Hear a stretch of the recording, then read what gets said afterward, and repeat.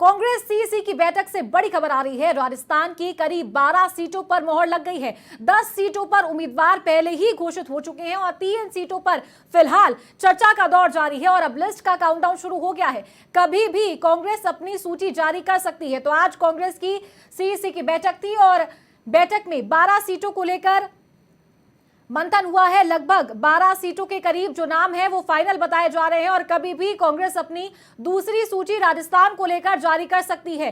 10 सीटों पर पहले ही उम्मीदवार घोषित हो चुके हैं।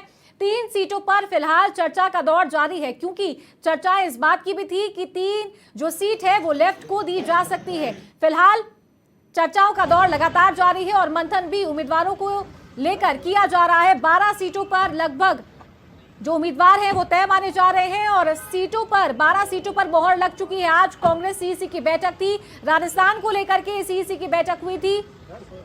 कल भी कई राज्यों को लेकर कांग्रेस की सीईसी की बैठक हुई थी, लेकिन राजस्थान की बैठक स्थगित कर दी गई थी और आज एआईसीसी मुख्यालय में कांग्रेस की सीईसी की बैठक हुई थी और राजस्थान की करीब 12 सीटों पर मोहर लग चुकी है। तो अब देखना यह होगा कि कांग्रेस की सूची में कौन से वो 12 नाम है जो शुमार होंगे, किन प्रत्याशियों के टिकट काटे जाएंगे, किन नए चेहरों पर कांग्रेस दांव खेलेगी और कितने मजबूत दावेदार बीजेपी के सामने कांग्रेस खड़ा करेगी, क्योंकि 25 सीटें पिछले 2 बार से बीजेपी के खाते में जाती आई है और इस बार कड़ा मुकाबला देखा जाएगा। राजस्थान में बीजेपी की सरकार है, डबल इंजन की सरकार है और बीजेपी पहले ही 15 सीटों पर अपने उम्मीदवारों की घोषणा कर चुकी है।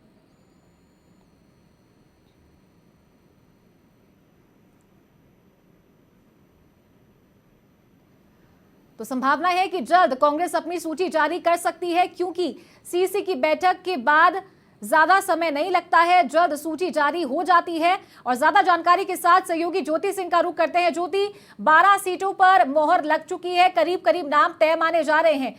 चर्चा अगर उन सीटों की करें तो कौन सी वो सीटें हैं जिन पर जो प्रत्याशी है लगभग तय माने जा रहे हैं?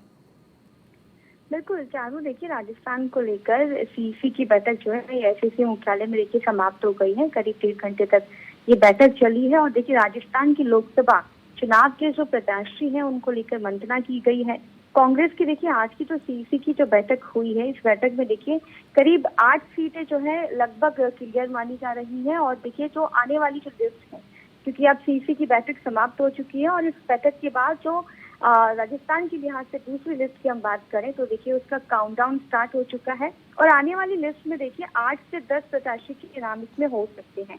वहीं देखिए कुछ सीटें जो है उनको होल्ड पे रखा गया है, जैसे कि सूत्र पे जानकारी दे रहे हैं। इस होल्ड सीटों की हम बात करें तो देखिए इसमें भीलवाड़ा है, बांसवाड़ा है, सीकर, राजसमंद और जयपुर ग्रामीण सीटें जो है इन्हें होल्ड पे रखा गया है। वही चारू, देखिए इसके बीच जो सोर्सेज के अकॉर्डिंग अगर हम बात करें तो एक जो संभावित नाम है देखिए जो आज सीईसी के जो पैनल के सामने जो रखे गए हैं उसमें से देखिए जयपुर शहर की हम बात करें तो सुनील शर्मा का नाम है। श्रीगंगानगर हनुमानगढ़ से बात करें तो कुलदीप पिंदोरा, दौसा से मुरारीलाल मीरा, बारा झालावाड़ से बात करें तो उर्मिला जैन भाया और वहीं करौली रोहतपुर से बात करें तो देखिए संजय जाटव या फिर उनकी जगह पर भजनलाल जाटव हो सकते हैं। जैसलमेर बाड़मेर से बात करें तो उमदेराम बेनीवाल है, पाली से संगीता बेनीवाल, डूंगरपुर बांसवाड़ा से बात करें तो देखिए गठबंधन को लेकर देखिए यहाँ पर जो संभावनाएं हैं वो बनती हुई दिखाई दे रही है।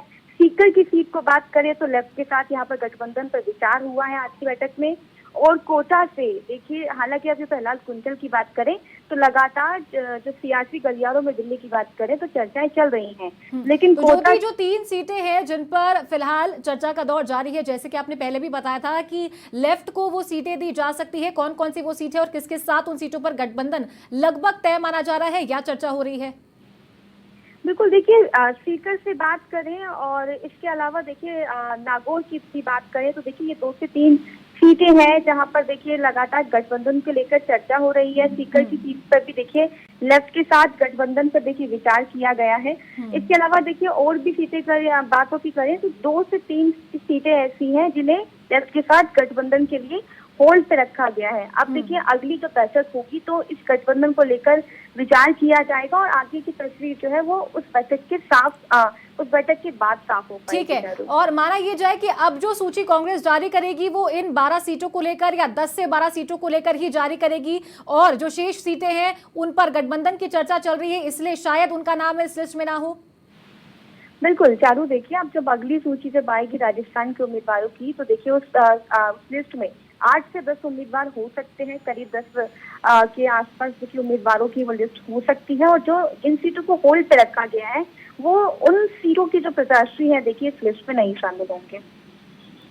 तो ज्योति, आरएलपी से गठबंधन की बात चल रही थी, कुछ नेता जो है वो राजी थे, कुछ नेता जो थे वो राजी नहीं थे, और उनको मनाने की कवायद भी की जा रही थी, जैसे कि आपने भी आज अपडेट दिया था कि उन नेताओं से भी बातचीत करने की कोशिश की जा रही है और आरएलपी से गठबंधन के लिए उन्हें मनाया जा रहा है। फिलहाल उस पर क्या कुछ अपडेट है? बिल्कुल, देखिए गठबंधन को लेकर आज की जो सीसी की बैठक है उस बैठक में देखिए चर्चा हुई है। डूंगरपुर बांसवाड़ा की बात करें या फिर सीकर की बात करें तो देखिए इन सीटों को लेकर आज भी देखिए राजस्थान के जो नेता हैं देखिए उनसे जो आला कमान ने देखिए बातचीत की है, लेकिन हालांकि बातचीत के बावजूद भी इन सीटों पर जो होल्ड पे रखा गया है तो देखिए इस होल्ड पे रखने से देखिए जो बातचीत है वो साफ तरीके से नजर आ रही है कि बात जो है वो कहीं ना कहीं अभी तरीके से सहमति नहीं बन पाई है गठबंधन को लेकर। तो आगे की बैठक में देखिए पूरी तरीके से तस्वीर साफ हो पाएगी कि गठबंधन को लेकर राजस्थान में फिलहाल क्या चल रहा है। और ज्योति, बात श्रीगंगानगर की भी उठ रही थी और जयपुर शहर की भी उठ रही थी कि गुजरात के युवा चेहरे हैं जिग्नेश मेवानी, उनको भी राजस्थान में लाया जा सकता है, और श्रीगंगानगर से जो पूर्व मुख्यमंत्री रह चुके हैं पंजाब के, उनको भी लाया जा सकता है। उन पर क्या कुछ सहमति बन पाई है या उन्हें लेकर भी सीसी की बैठक में चर्चा हुई? चलो देखिए, श्रीगंगानगर की बात करें और जयपुर ग्रामीण की बात करें तो देखिए जिग्नेश मेवानी, पूर्व सीएम पंजाब की तन्नी की हम बात करें तो देखिए इनके नामों पर चर्चा जरूर हुई है। इससे पहले भी स्क्रीनिंग कमेटी की जब बैठक हुई थी तो उस पर चर्चा हुई थी, लेकिन इन नामों का देखिए अब जो हम बात करें, क्योंकि श्रीगंगानगर से हम बात करें तो कुलदीप इंदौरा का नाम देखिए जो है पैनल में रखा गया है और ये संभावित नाम है श्रीगंगानगर से। यानी कि ये है कि ये महज एक सियासी गलियारों की चर्चा थी, अभी तक इस पर देखिए पूरी तरीके से जो पुष्टि है वो नहीं की गई है और तस्वीर साफ होने में देखिए अभी थोड़ा वक्त लग सकता है, क्योंकि लिस्ट आने के बाद ही ये पता लगेगा। क्योंकि श्रीगंगानगर से ऑलरेडी जो नाम है देखिए, जो संभावित नाम अपने दर्शकों को बता रहे हैं कि कुलदीप इंदौरा इस सीट पर जो डिस्कशन आज सीसी की बैठक में हुआ है, यानी कि चन्नी के नाम पर सहमति कहीं ना कहीं नहीं बच पाई है या फिर चर्चा पूरी तरीके से नहीं हो पाई है।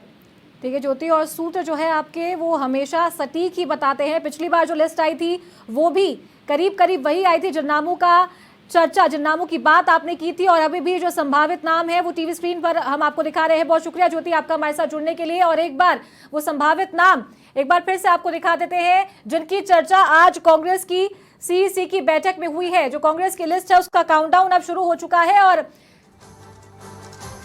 हमारे deputy editor Rahul Awasthi news room से हमारे साथ कनेक्ट है, उनका रुख करते हैं। राहुल, कुछ संभावित चेहरों के नाम आज चर्चा हुई है इन पर सीईसी की बैठक में, क्या लगता है, क्या लगभग इनको तय माना जा रहा है या फिर बदला जा सकता है कुछ ना कुछ?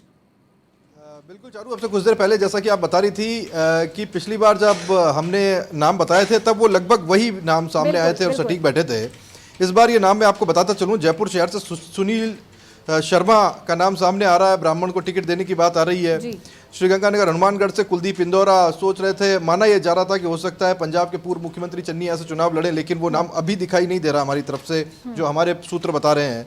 दौसा से मुरारीलाल मीणा पुराने खाटी कांग्रेसी हैं, पूर्व मंत्री रहे हैं और जाना माना नाम है। मुरारीलाल मीणा चुनाव लड़ते हुए दिखाई दे सकते हैं और यहाँ का मुकाबला बहुत जोरदार रहने वाला है। ये देखना दिलचस्प होगा बीजेपी की तरफ से कौन सा नाम आता है, क्योंकि बीजेपी की तरफ से अभी तक नाम आया नहीं है। 12 झालावाड़ से उर्मिला जैन भाया, ये प्रमोद जैन भाया की पत्नी है, राजनीति में सक्रिय है, समाज सेवक के तौर पर अपनी पहचान रखती हैं और दुष्यंत सिंह के सामने चुनाव लड़ने के लिए ये एक चेहरा सामने लाने की कोशिश हो सकती है। भाया वर्सेस दुष्यंत पहले भी हुआ है और जब जब ये चुनाव हुए हैं दुष्यंत सिंह हमेशा वो चुनाव जीते हैं, तो ये एक बार फिर से क्लैश होता हुआ दिखाई दे सकता है। 12 झालावाड़ में। करौली धौलपुर का जिक्र करें तो यहाँ पर अभी डाइसी सिचुएशन है, कांग्रेस अभी क्लियर नहीं कर पा रही, जो हमारे सूत्र बता रहे हैं संजय जाटव या भजनलाल जाटव। हालांकि टिकट जाटव के पास ही जाना है, पर वो जाटव कौन से होंगे, भजनलाल होंगे या फिर संजय होंगे, ये देखना दिलचस्प होगा। एक बड़ी और जबरदस्त मुकाबले वाली सीट है, वो है जैसलमेर बाड़मेर चारू। कौन वहां से आता है, उमेदाराम बेनीवाल। यानी यहाँ पर भी एक दिलचस्प मुकाबला देखने को मिल सकता है, जाट वर्सेस जाट, कुल मिलाकर के जाट सीट ही है, लेकिन यहाँ ये मुकाबला कैसा होता है ये देखना दिलचस्प होगा। उमेदाराम बेनीवाल आपको याद होगा पिछले दिनों बड़े चर्चा में रहे थे, काफी बातचीत इनको लेकर के हुई थी। पाली से संगीता बेनीवाल, यहाँ भी जाट को टिकट देने की बात हो रही है।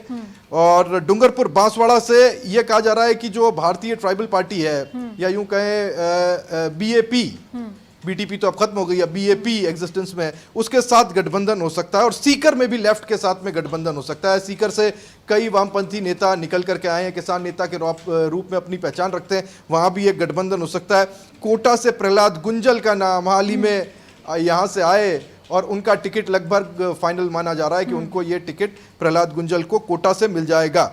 लेकिन जो सबसे दिलचस्प बात है वो ये है कि नागौर को लेकर के बिल्कुल कोई भी क्लियर स्टेटमेंट अभी तक कांग्रेस की तरफ से नहीं आया। यहाँ यानी ये कह सकते हैं कि अभी तक कांग्रेस नागौर को लेकर के बहुत ज्यादा कहना चाहिए पशुपेश की स्थिति में है। गठबंधन होगा या फिर नहीं होगा, या फिर कांग्रेस अपना खुद का कोई कैंडिडेट उतारेगी, ये संभावित नाम है। और सबसे पहले समाचार प्लस आपको बता रहा है, पिछली बार कांग्रेस के जितने भी नाम थे हमने जो बताए थे वो बिल्कुल सटीक बैठे थे। और एक बार फिर से हम ये लिस्ट अपने दर्शकों के सामने रख रहे हैं, साझा कर रहे हैं। चारू राहुल, अगर बात करें मुकाबले की तो 8 वो सीटें हैं जिन पर सीधा सीधा भी मुकाबला देखा जा रहा है, क्योंकि 10 नाम कांग्रेस घोषित कर चुकी है और 15 नाम भाजपा घोषित कर चुकी है। ये जो आज संभावित नाम सामने निकल कर आए हैं, कितना फिट ये पूरे सत्ता के समीकरण में बैठ रहे हैं? अगर भाजपा इनके सामने लगभग तय ही माने जा रहे हैं, भाजपा के दावेदार भी, अगर भाजपा इनके सामने दावेदार उतारती है, और कौन कौन सी वो हॉट सीट हो सकती है इनमें से?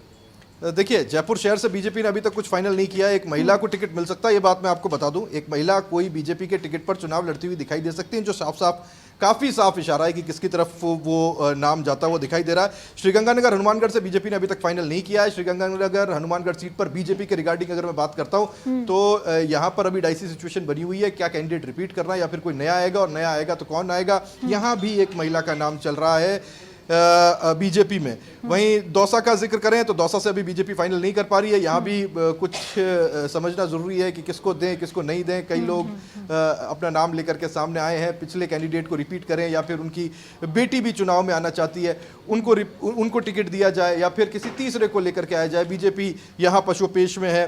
12 झालावाड़ बीजेपी की तरफ से फाइनल हो ही चुका है। करौली धौलपुर में किसका नाम आता है ये देखना दिलचस्प होगा। बाड़मेर जैसलमेर बीजेपी साफ कर चुकी है। पाली अभी तक बीजेपी ने साफ नहीं किया है। डूंगरपुर बांसवाड़ा बीजेपी की तरफ से साफ है। कांग्रेस के पास इस वक्त कैंडिडेट इसलिए नहीं है क्योंकि जो कांग्रेस के संभावित कैंडिडेट थे वो बीजेपी ज्वाइन कर चुके हैं, महेंद्रजीत मालविया, और वो बीजेपी के टिकट पर चुनाव लड़ रहे हैं। सीकर बीजेपी की तरफ से साफ है, लेकिन यहां अगर गठबंधन होते हैं कि कांग्रेस नहीं चाहती किसी भी तरीके से कोई भी टिकट ऐसा दिया जाए जिसमें वोट्स का डिवीजन हो। माना यह जा रहा था कि सीकर से हो सकता है डोटासरा चुनाव लड़ते हुए दिखाई दे, लेकिन आज की लिस्ट हम ये कह रहे हैं पूरी तरफ से साफ साफ बता रही है कि डोटासरा सीकर से चुनाव नहीं लड़ेंगे। ठीक वैसे ही जैसे पायलट को लेकर के भी कयास लगाए जा रहे थे, अशोक गहलोत को लेकर के कयास लगाए जा रहे थे, लेकिन हमने अपनी पहली लिस्ट में ये बात साफ कर दी थी कि वो चुनाव नहीं लड़ने वाले, और वो चुनाव लड़े भी नहीं। और वही लिस्ट जो है वो सामने आई। ठीक उसी तरीके से डोटासरा भी चुनाव नहीं लड़ेंगे। सीकर से लेफ्ट के साथ अलायंस करते हुए कोई नया कैंडिडेट मैदान में लाया जा सकता है। तो ये कुल मिलाकर के सीट है। कोटा एक दिलचस्प मुकाबला होता हुआ दिखाई देगा। प्रहलाद गुंजल और ओम बिरला के बीच एक ही स्थान राजनीतिक कश्मकश बीजेपी में रहते हुए ही रही है, और अब वही प्रहलाद गुंजल कोटा से ओम बिरला के सामने चुनाव लड़ेंगे। और जब चुनाव लड़ेंगे तो कितना दिलचस्प होगा ये देखने वाली बात होगी। हम भी ग्राउंड पर जाएंगे और देखने की कोशिश करेंगे, टटोलने का मन करेंगे, लेकिन ये कोटा का दिलचस्प मुकाबला जरूर बनेगा। राहुल, एक आरएलपी के गठबंधन को लेकर जो असमंजस की स्थिति फिलहाल बनी हुई दिखाई दे रही है, वो कुछ ना कुछ नेगेटिव यानी कि गठबंधन ना होते हुए ज्यादा दिखाई दे रहा है, क्योंकि हनुमान बेनीवाल स्वतंत्र पार्टी से लड़ना चाहते हैं और डोटासरा जो है वो अपनी पार्टी से वहां कोई उम्मीदवार घोषित करना चाहते हैं। तो यहाँ भी बहुत ही कड़े मुकाबले की टक्कर और त्रिकोणीय समीकरण बनता हुआ दिखाई दे रहा है फिलहाल। देखिए चारू, नागौर बेसिकली एक जाट सीट है, स्पेसिफिकली जाट सीट है, क्लियर कट जाट सीट है।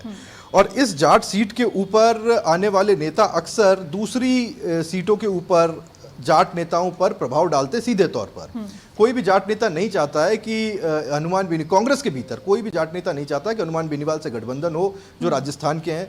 और अगर वो गठबंधन होता है तो उनको कहीं ना कहीं इस बात का डर सताता है कि वो उनकी राजनीति को प्रभावित करते हुए दिखाई दे सकते हैं। तो ये एक सेंस ऑफ इनसिक्योरिटी है जो कांग्रेस के कई बड़े जाट नेताओं में है, चाहे वो बाड़मेर से आते हो, चाहे वो सीकर से आते हो, चाहे वो नागौर के भीतर से आते हो। हालांकि नागौर के भीतर कई बड़े कांग्रेसी बीजेपी में शामिल हो चुके हैं, लगभग पूरा मिर्जा परिवार अब बीजेपी में है, कुछ सेक्शंस हैं जो कांग्रेस में है और जो चाहते हैं कि उनको टिकट मिले। और कांग्रेस के बड़े नेता राजस्थान के आपको उन लोगों को बैक करते हुए भी दिखाई देंगे। मैं नाम नहीं लूंगा, लेकिन एक और मिर्जा है जो टिकट की रेस में है और जो कांग्रेस से चाहते हैं कि उनको टिकट मिले और वो अपनी तरफ से पूरी लॉबिंग करने में जुटे हुए हैं। और यही कहना चाहिए वो इफ एंड बट की सिचुएशन पैदा कर रहा है कि हनुमान बेनीवाल के साथ गठबंधन किया जाए या फिर नहीं किया जाए। और कहीं ना कहीं वो हनुमान बेनीवाल के पिछले चुनावों में दिए गए कुछ बयान भी हैं जो राहुल गांधी के रिगार्डिंग उन्होंने दिए थे, जो बहुत सोशल मीडिया पे छाए थे। वो भी शायद आलाकमान को दिखाए जाएं कि साहब हमारे को लेकर या हम सबको लेकर या पार्टी के नेता को लेकर उनके मन में उस वक्त क्या भावनाएं थी। हालांकि ये सारी भावनाएं चुनाव के बाद टूटती है। जहां नफा हो वहां ऊंट को बिठाया जाता है और यही ऊंट अब नागौर में किस तरफ बैठने वाला है ये आलाकमान को तय करना। हालांकि प्रदेश का नेतृत्व ये तय कर चुका है कि उसको अलायंस नहीं करना है, लेकिन अब गेंद दिल्ली के पाले में। चारों बहुत शुक्रिया राहुल आपका इस तमाम जानकारी के लिए। और विस्तृत रूप से यहाँ राहुल ने समझाया कि किस सीट पर कांग्रेस क्या दाव खेलने वाली है और सूची सटीक जो पिछली बार बताई थी इस बार भी संभावित वो नाम है जिनकी चर्चा समाचार प्लस ने सबसे पहले अपने दर्शकों के साथ की।